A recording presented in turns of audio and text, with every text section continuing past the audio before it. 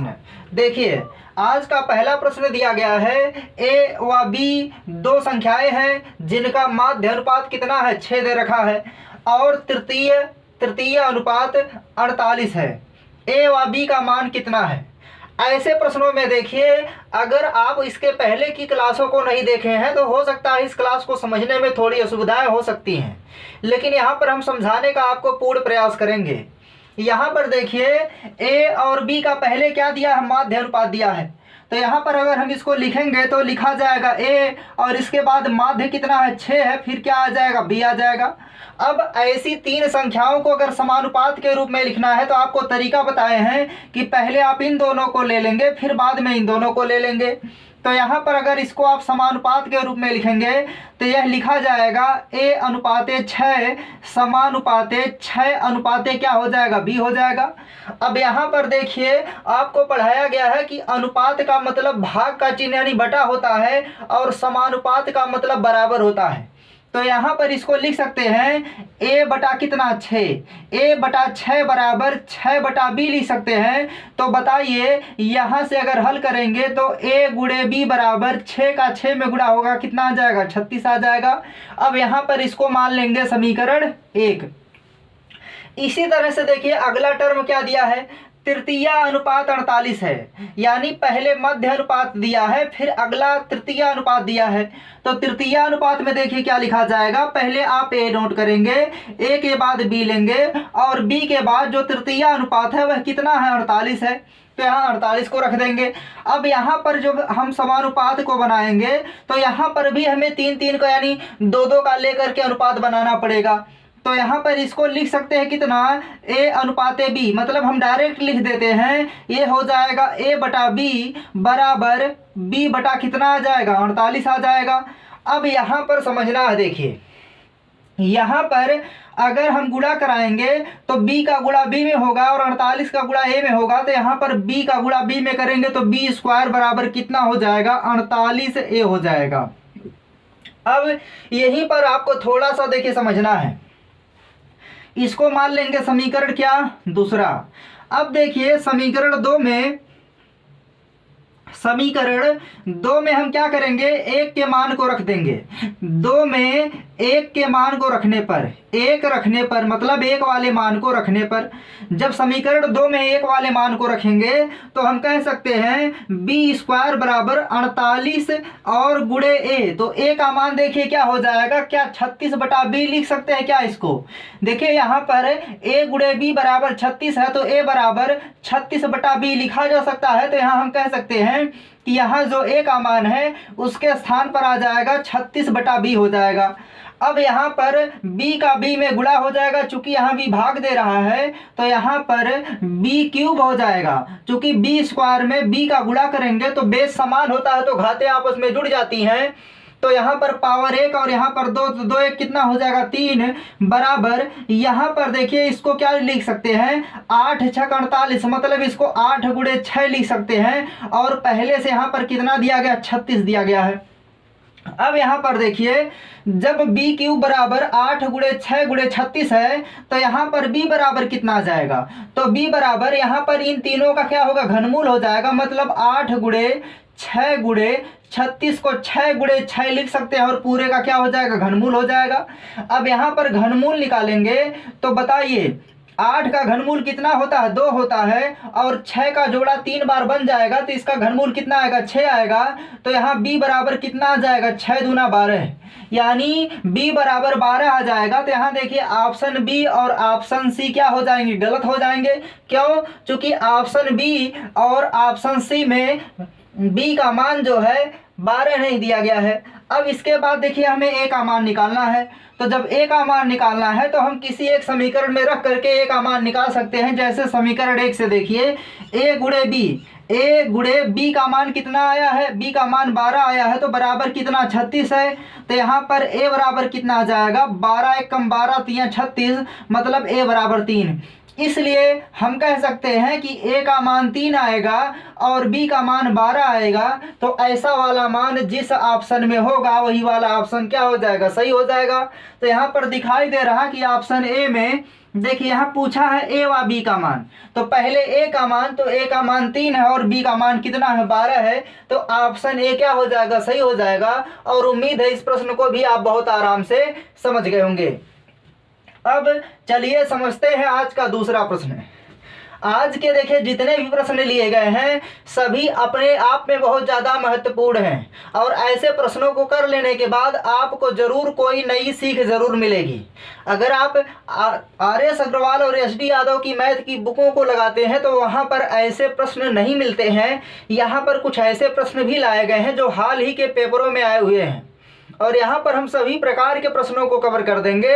उसके बाद आप चाहे जिस कोचिंग की सीट को लगा लीजिए, चाहे जिस प्रकाशन की बुक को लगा लीजिए, सभी प्रश्न आपसे बहुत आराम से बन जाएंगे। चलिए अब समझते हैं आज के दूसरे प्रश्न को। उम्मीद है इस प्रश्न को आप सभी लोग आराम से नोट कर लिए होंगे। चलिए देखते हैं आज का दूसरा प्रश्न। दूसरा प्रश्न आप लोग आराम से पढ़ लीजिए और समझ लीजिए। देखिए दूसरा प्रश्न, देखिए इसके पहले हम आपको क्या बता चुके हैं कि अगर a बटा b का 3 गुना करना है तो यहाँ पर 3 से गुणा नहीं करते हैं बल्कि a बटा b का 3 बार गुणा करते हैं। इसी पर आधारित जो आज का प्रश्न दूसरा और तीसरा है ये बहुत ही ज़्यादा इम्पोर्टेंट है। अगर आप बुक लगाएंगे तो बुकों में ऐसे क्वेश्चन मिलने वाले नहीं हैं। इसीलिए हम कहते हैं हमारे द्वारा जितनी भी क्लासें ली जा रही है सभी बहुत महत्वपूर्ण हैं और यहाँ पर सेलेक्टेड क्वेश्चनों को ही लाकर पढ़ाया जा रहा है। तो चलिए अब समझते हैं आज के दूसरे नंबर के क्वेश्चन को। दूसरे नंबर का देखिए प्रश्न दिया गया है 10x + 5 अनुपात है। तो यहाँ पर देखिए इसको लिख सकते हैं 10x + 5 अनुपात का मतलब बटा होता है 42x प्लस कितना है 8 दिया गया है और बराबर देखिए इसका मान क्या है 5 8 5:8 का तिगुना अनुपात निकालना है। यानी यहाँ पर जो 5:8 है इसका तिगुना अनुपात निकालना है। तो तिगुना का मतलब देखिए 3 से गुणा नहीं करना होता है। तिगुना का मतलब 5/8 का 3 बार गुणा करेंगे। तो यहाँ पर यह हो जाएगा 5/8 गुणे 5/8 गुणे 5 बटा क्या हो जाएगा 8 हो जाएगा। अब देखिए यहाँ पर इसी प्रश्न को हल करना है। प्रश्न को हल करने में हो सकता है थोड़ी मतलब समय लग सकता है क्योंकि अंक क्या है बड़े बड़े मान हैं। यहाँ पर x³ का मान पूछा गया है तो सबसे पहले हमें क्या करना होगा x का मान निकालना होगा। तो यहाँ पर देखिए यह हो जाएगा 10x प्लस कितना 5 पूरे का बटा यहाँ पर क्या है 42x है प्लस 8 दिया गया है बराबर 5 का गुणा 5 में देखिए करेंगे तो 5 × 5 = 25 और 25 का गुणा 5 में करेंगे तो कितना हो जाएगा 125 हो जाएगा। यानी 5 × 5 = 25 25 125 हो जाएगा। अब देखिए 8 का गुणा करेंगे तो 8 8 कितना होगा 64 होगा और 64 का गुणा 8 में करेंगे तो 8 8 64 8 512 होता है।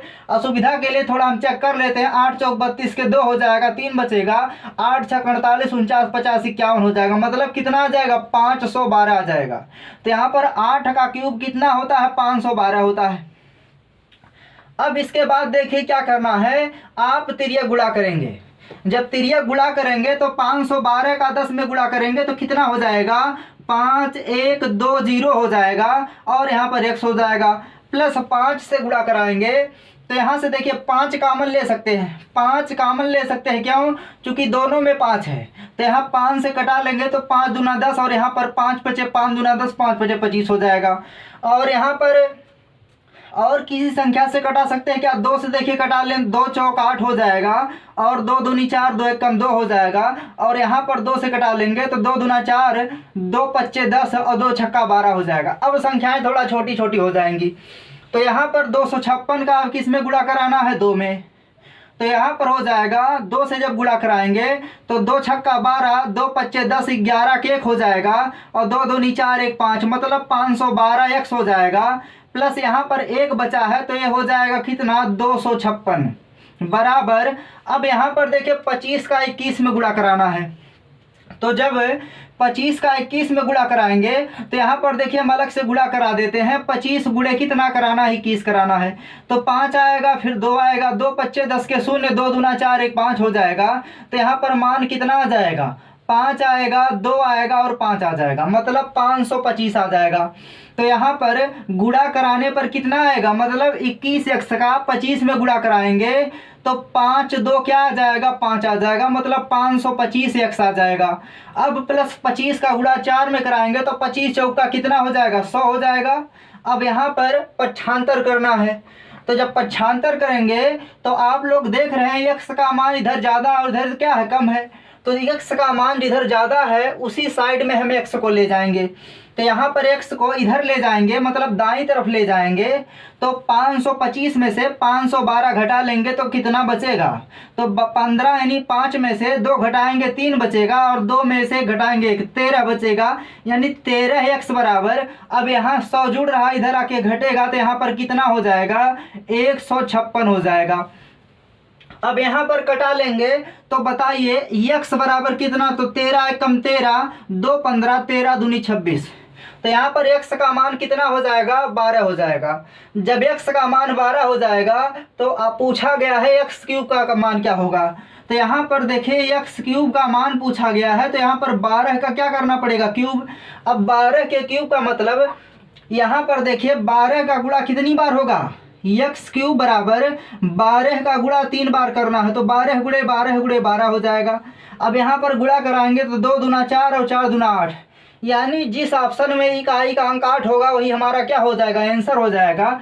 तो ऐसे प्रश्नों में आपको ऑप्शन के अनुसार भी प्रश्नों को उत्तर देना है, ये नहीं कि गुणा कराना चालू कर दें। तो यहाँ पर इकाई का अंक 8 केवल ऑप्शन सी में दिख रहा है, इसलिए हम कह सकते हैं कि 12 का 3 बार गुणा कराने पर यहाँ पर आंसर कितना आ जाएगा, 1728 हो जाएगा। तो उम्मीद है अब ऐसे प्रश्नों को आप सभी लोग कर ले जाएंगे। और यहाँ पर गुना का मतलब देखिए उस संख्या में 3 से गुणा नहीं होता है, बल्कि अनुपात का 3 बार गुणा करना पड़ता है। तो इस प्रश्न को आप सभी लोग देखेंगे और आराम से नोट कर लेंगे। चलिए अब समझते हैं तीसरे नंबर का प्रश्न। देखिए जो तीसरे नंबर का प्रश्न है यह भी पेपर में आ चुका हुआ प्रश्न है, और ऐसे प्रश्नों में आपको गलती एकदम नहीं करना है, चूंकि ये जो प्रश्न है ये बहुत ही महत्वपूर्ण प्रश्न है। तीसरे नंबर का प्रश्न देखिए दिया गया है 2x + 3 बटा दिया गया है 2x + 3 बटा कितना दिया है, 5x + 4 दिया है, और बराबर दिया गया है 3/4। अब देखिए यहाँ पर कहा गया है 3/4 का 3 गुना अनुपात क्या होगा। मतलब इसका 3 गुना करने का मतलब ये नहीं कि 3 से गुणा कर दीजिए बराबर हो जाएगा, ऐसा नहीं होता है। यहाँ पर आप 3/4 का 3 बार गुणा कराएंगे, यानी 3/4 गुणे 3/4 गुणे 3/4 हो जाएगा। अब यहाँ पर x का वर्ग पूछा गया है, तो यहाँ पर हल करेंगे तो हल करने पर देखिए कुछ कॉमन नहीं मिल रहा है। यहाँ पर जब कॉमन नहीं मिल रहा है तो आप क्या करेंगे, केवल हल कर लेंगे बेसिक तरीके से। तो यहाँ पर 2x + 3 हो जाएगा, और यहाँ पर 5x + 4, यहाँ पर 3 त्रिक का 9 त्रिक कितना हो जाएगा, 27/4 चौक 16 चौक को 64 हो जाएगा। अब गुणा करा लेंगे, जब गुणा कराएंगे तो यहाँ पर 2 का गुणा 64 में होगा, तो 2 चौक 8 हो जाएगा, 2 छक्का 12, 128x + 3 से गुणा कराएंगे तो यहाँ पर 3 चौक 12 के 2, 3 छक कितना हो जाएगा, 18 1 19 हो जाएगा, बराबर। अब यहाँ पर 5x का गुणा 27 में कराएंगे तो 5 7 35 के 5 3 बचेगा, और 5 दूनी 10 3 13 हो जाएगा, मतलब 135x हो जाएगा। और प्लस 4 से गुणा कराएंगे तो 4 7 28 के 8 कितना बचेगा, 2 बचेगा, और 4 दूनी 8 और 8 2 कितना हो जाएगा, 10, मतलब 108 आ जाएगा। अब यहाँ पर आप देख रहे हैं कि x का मान किधर ज़्यादा है, तो यहाँ पर 135 और यहाँ पर 128 है, इसलिए दाएं पक्ष में x का मान ज़्यादा है। तो हम दाएं पक्ष में जब पक्षांतर करेंगे x वाले मान को तो 135 में से 128 घट जाएगा। जब 135 में से 128 घटेगा तो 15 में से 8 घटाएंगे तो कितना आएगा, 7 आएगा। और यहाँ पर देखिए 3 में से यहाँ पर 2 बचेगा, और 2 में से 2 घटाएंगे तो 0, मतलब 7x आएगा। और यही 7x बराबर कितना आएगा, तो यहाँ 12 में से 8 घटाएंगे 4 आएगा, और यहाँ पर देखिए 8 बचेगा, तो यहाँ पर क्या आ जाएगा, 84 आ जाएगा। तो यहाँ पर हम x बराबर निकाले तो x बराबर कितना आ जाएगा, तो 7 1 कम 7 7 दूनी 14, मतलब x बराबर 12 आ जाएगा। जब x बराबर 12 आ जाएगा तो पूछा गया है x का वर्ग, तो इसलिए देखिए x का वर्ग मतलब x स्क्वायर बराबर क्या होगा, तो 12 का वर्ग यानी 12 का 2 बार गुणा करना है, 12 गुणे 12 में, तो 12 बरहिया में कितना होता है 144 होता है। तो यहाँ पर जो है तीसरे प्रश्न का आंसर कितना हो जाएगा 144, यानी ऑप्शन डी क्या हो जाएगा, सही हो जाएगा। आप सभी लोग प्रश्नों को देख लेंगे और आराम से नोट कर लेंगे।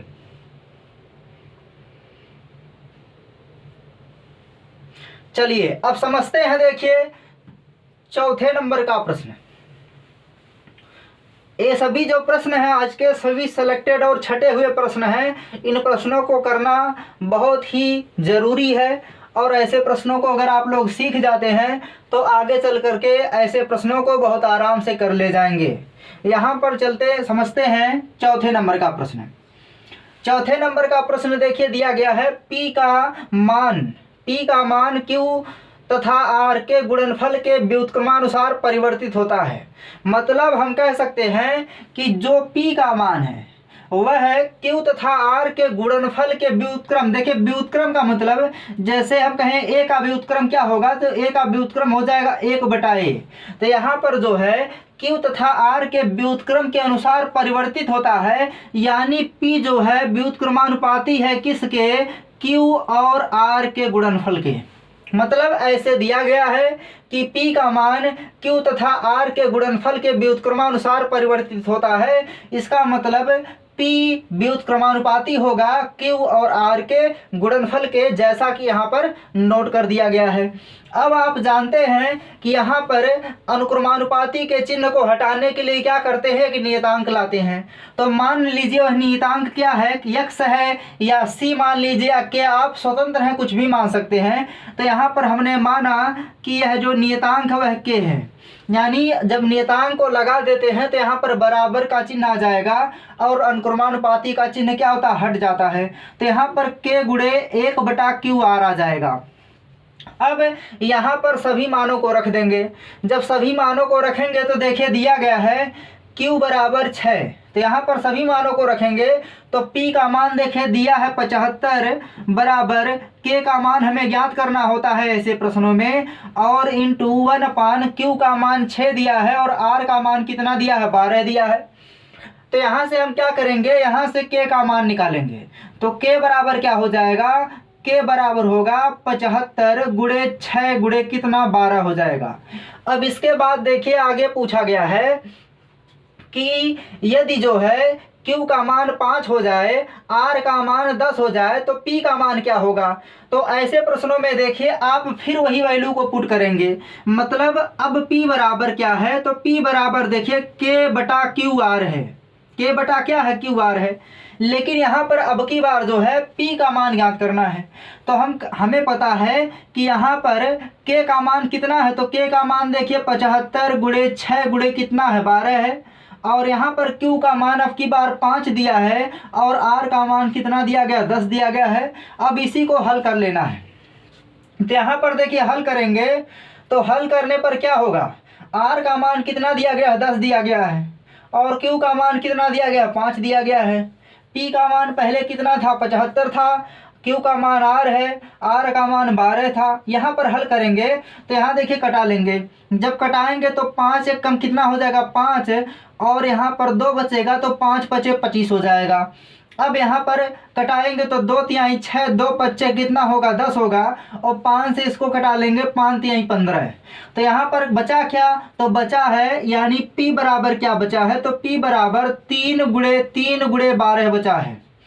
तो यहाँ पर 3 त्रिका 9 और 12 नवा कितना हो जाएगा, 108 हो जाएगा। यानी आपके चौथे प्रश्न में आंसर कितना हो जाएगा, 108, यानी ऑप्शन डी क्या हो जाएगा, सही हो जाएगा। ऐसे देखिए जो प्रश्न है बहुत ही इंपॉर्टेंट है और इसको आपको बहुत आराम से समझ लेना है। यानी ऐसे प्रश्नों में आप पहले कांस्टेंट मानेंगे और उस कांस्टेंट का मान निकाल लेंगे। फिर जब दूसरी बार मान दिया जाएगा तो कांस्टेंट का मान जो पहले आएगा उसको वहां पर रख देना है और पूछी गई राशि का मान निकाल लेना है। अब समझते हैं, इसी तरह का प्रश्न है 5वें नंबर का।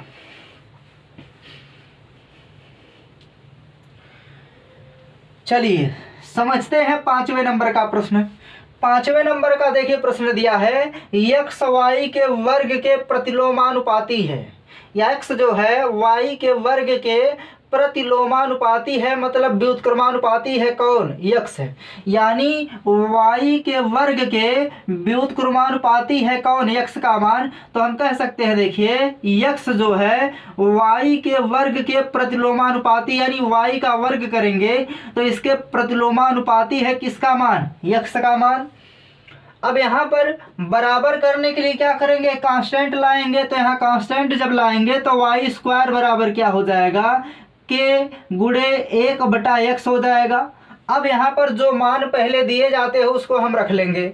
जब रखेंगे तो यहाँ पर देखिए y का मान कितना दिया गया? 6। तो यहाँ पर 6 का वर्ग हो जाएगा बराबर के गुणे 1/x। x का मान कितना है? 1 दिया गया है। तो k बराबर क्या आ जाएगा? यहाँ से हल करेंगे तो k बराबर 6 का वर्ग कितना होता है? 36। तो k बराबर 36 आ जाएगा। तो आगे देखिए पूछा गया है, यदि y का मान 3 है तब x का मान क्या होगा? तो यहाँ पर पुनः जो है आप इस मान में रखेंगे, यानी जो वाई स्क्वायर बराबर k/x दिया गया है, इसमें अब की बार y का मान कितना दिया है? 3। तो यहाँ पर रख देंगे 3 का वर्ग बराबर k का मान देखिए कितना है? 36/x।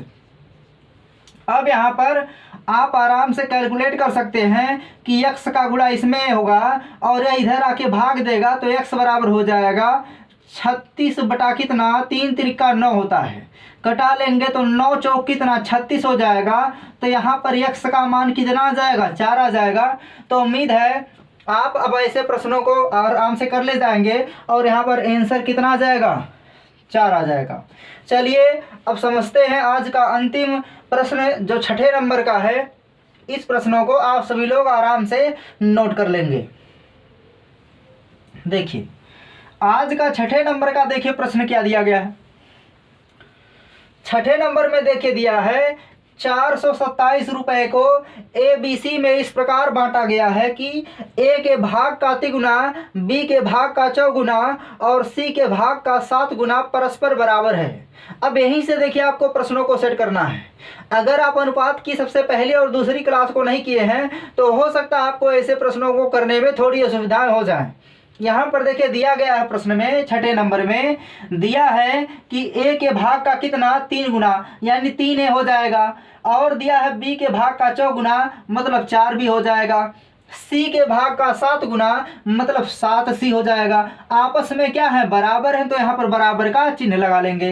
एकदम अगर बेसिक से लगाएंगे तो यहाँ पर आपको बताया गया था कि ऐसे प्रश्नों में क्या करते हैं, हम किसी एक कांस्टेंट के बराबर मान लेते हैं अथवा 1 के बराबर मान करके भी प्रश्नों को हल कर सकते हैं। तो माना यहाँ पर इन सभी का मान किसके बराबर है? 1 के बराबर है। तो यहाँ पर अगर देखिए जब सभी मान आपस में बराबर हैं तो यहाँ से अगर A का मान निकालेंगे तो A बराबर आ जाएगा 1/3। इसी तरह से B बराबर निकालेंगे तो B बराबर 1/4 आएगा और C बराबर 1/7 आएगा। अगर हम यहाँ पर K मान लेते तो यहाँ K/7, यहाँ K/4 और यहाँ पर K/3 हो जाता।